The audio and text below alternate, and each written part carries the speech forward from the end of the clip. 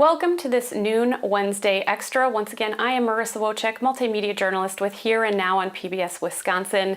We are continuing coverage of local responses to the guilty verdict of former Minneapolis police officer Derek Chauvin for the murder of George Floyd, as well as where Wisconsin stands in terms of police reform. We're joined by Representative Sheila Stubbs, a Madison Democrat and co-chair of the Speaker's Task Force on Racial Disparities. And Representative Stubbs, thank you so much for making the time for us today. I just want to start by asking you, what was your reaction when the guilty verdict came down yesterday? First and foremost, thank you for giving me this interview on today. First and foremost, yesterday it was a mixed emotional day. I was actually with my mother, who's 74, my 10-year-old daughter, and my two nieces, one that's about 8 and 13. And it was just a mixed emotion on yesterday. In fact, I cried because for so long you watch so many families go through this criminal justice system, and we never feel like there is any sight of justice. And giving so much information and still feeling like no matter what's been given, no matter how much evidence it is, the community always feel like there's no justice. And so on yesterday, it was first important for me to process that Mr. George Floyd should be alive today. And, my goal is not just to hold police officers accountable, but to ensure that police violence does not continue to impact any community. But in addition, it was a moment to literally take a deep breath and process what happened yesterday. And I thought, that could have been my family. But to watch people around the world come to a place of relief. In fact, I'm so grateful with that decision because I was listening to a couple of different news reporters speak and heard someone say, thank God that verdict came out the way it did because they were afraid the city would be torn apart. They didn't think they could sleep, and it was an elected official. So, I'm really grateful, and my heart goes out still to the Floyd family. It's a start, but we have a long way to go in this fight for justice. How meaningful was it that you had so many generations with you when that news came out? It was so meaningful. My daughter was with me when I had my unfortunate profile incident that happened in 2018. I was able to process with her yesterday. She and I have been watching the case and being able to look in her eyes, and she had tears as well. But to understand why mommy was feeling the way mommy was feeling it. My mother being a great civil rights activist for 50 years, then finally we're beginning to see justice happen. But most importantly, to have Officer Chauvin being held accountable and that justice was delivered in the case was more important. And that we know that we must begin to work on our reforms and our policing practices in order to make our state, because I live in Wisconsin, to make Wisconsin a better place for everyone. In fact, yesterday, I was at the state capitol working on the task force subcommittee, law enforcement and standards committee at 10 o'clock in the morning to 2. And after we completed our work and left the capitol, then I heard about the verdict would be happening within an hour. So it's a very mixed emotional day for me, given that I'm in a very unique position to write the policy. And then I'm in a unique position because I represent communities of color that have been plagued with police brutality. And the murder of George Floyd and the subsequent wave of protests preceded the creation of this task force. How has the progression of this past year, and specifically the trial, influenced the work of the task force and of the subcommittee on law enforcement policies and standards? Yeah, so absolutely. So our task force actually started back August 31st of last year. Governor Evers asked for a special session, and it happened as a result of the Jacob Blake case in Wisconsin and Kenosha. And so Republicans were in control. They didn't give us a special session, but they gavelled in, and then they left it vacant. At that time, I was asked to be a co-chair. I went home, I prayed about it. But what was most important is to make sure that protesters and community would be brought in that space, our pastors, our law enforcement experts, our community activists would be able to come in that space and really bring truth to the reality. And so as we've done our work for 7 months, we've been together when the verdict of the Jacob Blake case happened. Our task force continued to meet during the verdict of the Breonna Taylor case. And our task force had just completed our work an hour before the verdict in the George Floyd case. These are such huge national tragedies that have happened. And the pressure that I felt when we'd have to come in the room and you would see community. I have been out protesting. I have to come in that room as a chairperson. But it's important that I take what I hear in the streets and the policies and the demands and come in that room and craft legislation that is meaningful. So it was important to hear what community has been saying. Number one is that enough is enough.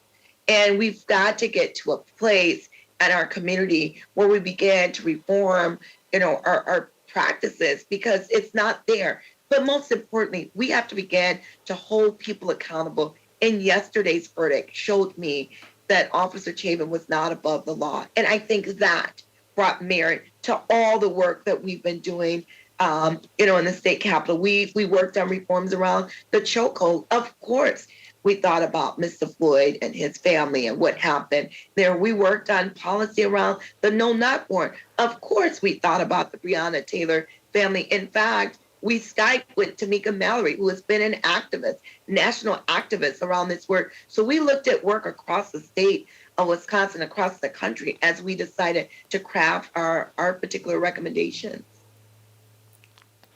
And of those recommendations, the final report was released today from that subcommittee. Which recommendations do you see as imperative for the state of Wisconsin and for the safety of the Black community? Well, first and foremost, I would say every recommendation is important. In fact, if you look at that report, there's one of the actual areas that we talked about that is one that's near and dear to me, unnecessarily summoning of a police officer, which was created because of my profile incident in Wisconsin. Every bill is relatable. And every one of these topics is so important. There is a topic that we did not complete. So the use of force is one of those topics. We could not, as a task force, come up with one unified definition. In fact, we spent several meetings in that. And yesterday we spent from 10 in the morning to 2 in the afternoon, still trying to come up with the definition. And it was one word that really was dividing the room, which is proportionality. And that came from New Jersey Attorney General's work. So what we've decided to do is start up with another work group that is made up some of the same task force members and bringing in an expert from the Attorney General's office and a DAD instructor and come in that space and try and really work on getting a defined definition. But I think use of force is a top-notch bill that we've got to get right across the state of Wisconsin. I was watching that committee meeting yesterday and subsequent subcommittee meetings as you've had them over the last 7 months. And it's made up of lawmakers, law enforcement, community members, and as you said, diverged on some things like the definition of use of force as well as qualified immunity. Quite frankly, are these issues difficult to discuss with people who have not lived the experience of being Black in America and in Wisconsin? I think it's a tunnel vision. It's not hard for me to talk to anyone, but I think what was important is to listen to communities of color that are impacted. Listen to validators or leaders or influencers in the community say, here's the reality. And I don't think oftentimes law enforcement get a chance to have that conversation. The conversations they have with community is always after a major unrest or after something's happened. But when have those conversations taken place prior to those incidences? So it was not hard, but I think it was important for every task force member to speak truth to whatever that issue was. And I think You heard some really, really personal conversation, which is you don't understand what it's like to be in a car driving down the street black and your cell phone is mistaken as a gun. Like you don't understand because you're white. And so we weren't looking for empathy, but we were looking at, you know what? I could begin to understand why this is an issue, why they're pressing on certain reforms. Why is that necessary for communities of color? There were some law enforcement partners in that space. It was the first time they probably worked at a table with so many diverse groups, but they also were stretched in a capacity they probably never have been. It's the first time we've had some of our community leaders really come to that table and say, why am I even at this table with you? But in that room, we came to consensus.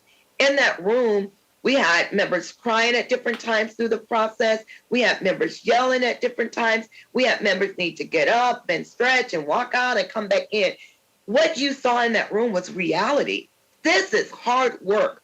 But what I want you to really understand is it took the task force members from the community to come into the Capitol and work with law enforcement and 2 elected officials to work at a bipartisan piece of legislation in order to move any police reforms across the state of Wisconsin. And I commend every one of the community leaders that came in that room to trust people they had never worked with before, but to trust the process. And that's really the underlining word is they trusted the process and the process worked. Now, as far as use of force, proportionality and objective reasonableness, why were those 2 things in that discussion such a difficult consensus to come to? Sure. So if you remember some of the conversation yesterday, one of the problems is the word proportionality. When it's defined by the New Jersey Attorney General, it's a recommendation. It means that you can meet where you are with force. For law enforcement, it's a problem because the way that the statutes are defined from the Supreme Court and defined, we have the Wisconsin court, and then we have the district attorney. Proportionality to law enforcement means equal. So I can meet you with equal force.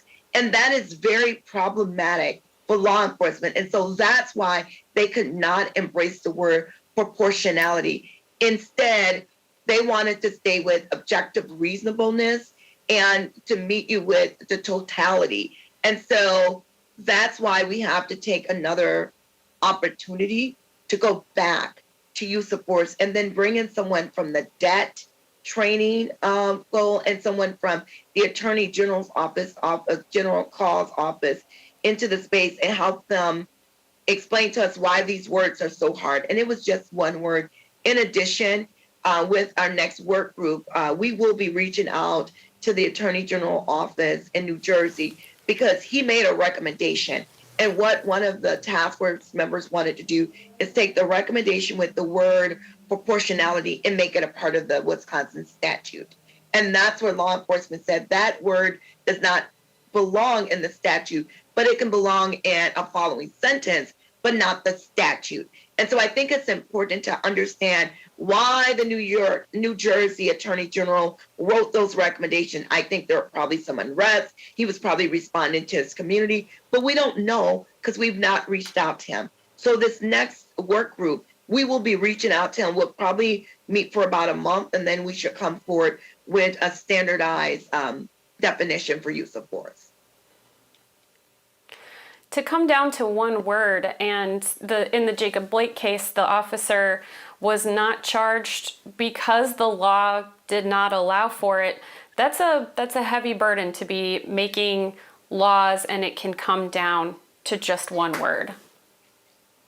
To just one word. And I will be honest with you, that's why it's taken this task force the amount of time that we have, because we will be transcending and sending the reforms forward for the state of Wisconsin. And we don't know if and when it would change again, right? So it's important that we get it right that we make sure what we're recommending with placing in law makes sense and moves our state forward so that we can reduce the likelihood of the Jacob Blake cases, of the George Floyd cases, of the Breonna Taylor cases, and other cases from around the state from happening. So for me, I would rather take it slow and easy and make sure what I'm recommending makes sense than to be quick and fast and furious, and then it doesn't make any sense. But also, it's important that myself and Representative Steineke goes back to our caucuses and get them to understand the recommendations, and then to talk to Governor Evers and hopefully get these bills, through the Assembly House and through the Senate House, and then passed into law. And then all of us in the state of Wisconsin can have another sign of relief, because at least we put those reforms on the book for our state. And those get to my next two questions. I spoke with Angela Lang earlier today, and she spoke of bigger and broader reforms. Are these incremental changes what you see as leading to overcome this systemic and institutionalized racism? Absolutely. I think there's no better persons that could have been in that room crafting legislations than the community. And I think because of the uniqueness, there was only 2 elected officials. There's 2 elected officials with Law Enforcement Standard Committee and 2 elected officials with Education and Economic Development. And it was strategically designed that way so we can hear from outsiders and not have the elected officials moving forward in that way. We're going to have people say, it didn't go far enough, should have gone this way. But what I can say is, you show me an opportunity where you have law enforcement and community come together and bipartisanship in the state of Wisconsin draft the legislation that we did, and tell me why you don't think this legislation should move anywhere. We brought, like I said, community activists that would literally leave our task force member meetings and go into the community and lead protesting and bring them in the space with law enforcement. That's hard. We had some hard times, and I don't know of any other task force that's been given the constraints. We were 3 national cases, and we still have to continue to do our work. There were a lot of emotions.